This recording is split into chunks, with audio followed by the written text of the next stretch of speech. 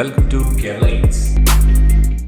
ഗോതമ്പ് പായസത്തിന്റെ പ്രധാന ചേരുവ നുറുക്കു ഗോതമ്പാണ്. നല്ലവണ്ണം കഴുകി തയ്യാറാക്കിയത്. പഞ്ചസാര ചേർക്കാതെ ഉണ്ടാക്കുന്ന ഈ പായസത്തിന് 500 ഗ്രാം ശർക്കരപ്പാനി ആവശ്യമാണ്.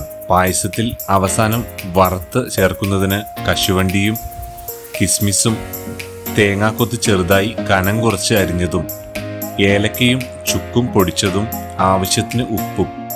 തേങ്ങാപ്പാലിൽ ആദ്യം 3-ാം പാലും പിന്നീട് 2-ാം പാലും പായസം തയ്യാറാകുന്നതിന് തൊട്ടു മുൻപ് 1-ാം പാലും ആവശ്യമാണ്.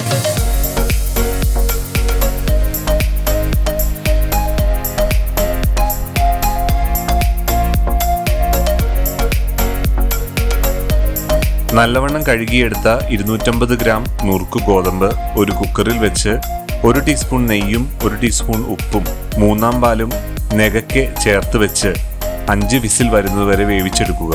ഗോതമ്പ് പെട്ടെന്ന് വെന്തു കിട്ടുന്നതിനാണ് നെയ്യ് ചേർക്കുന്നത്.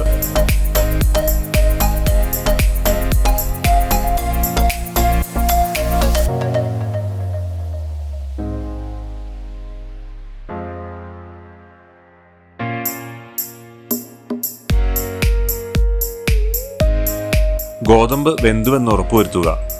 നല്ലവണ്ണം ഉടഞ്ഞു ഇരിക്കുന്ന പാകത്തിനുള്ള ഗോതമ്പ് പായസമാണ് വേണ്ടതെങ്കിൽ ഒന്ന് ഉടച്ചതിന് ശേഷം മാത്രം ചേർക്കുക.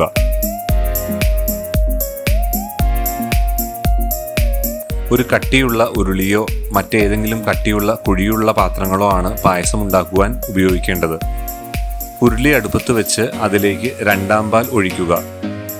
വെന്ത് ഉടഞ്ഞു പാകമായ ഗോതമ്പ് പാലിലേക്ക് ചേർത്ത് ഉരുക്കി വെച്ചിരിക്കുന്ന 500 ഗ്രാം ശർക്കരപ്പാനി ചേർത്ത് ഇളക്കുക. 100 ഗ്രാം നെയ്യാണ് നമ്മൾ ഗോതമ്പ് പായസത്തിന് ചേർക്കുന്നത്. നെയ്യ് ഒരുമിച്ച് ചേർക്കാതെ പായസം തയ്യാറാക്കുന്നതിൻ്റെ വിവിധ ഘട്ടങ്ങളിൽ ചേർത്താൽ രുചിയും മണവും കൂടുന്നതിന് ഉപകരിക്കും. പായസം തേങ്ങാപ്പാലുമായി ചേർത്ത് സമരസപ്പെട്ട് കഴിഞ്ഞു. തിളച്ചു തുടങ്ങുമ്പോൾ 1-ാം പാൽ ചേർക്കുക. ഒന്ന് ഇളക്കിയതിനു ശേഷം പൊടിച്ചു വെച്ച ഏലക്കയും ചുക്കും ചേർത്ത് വാങ്ങി വയ്ക്കുക.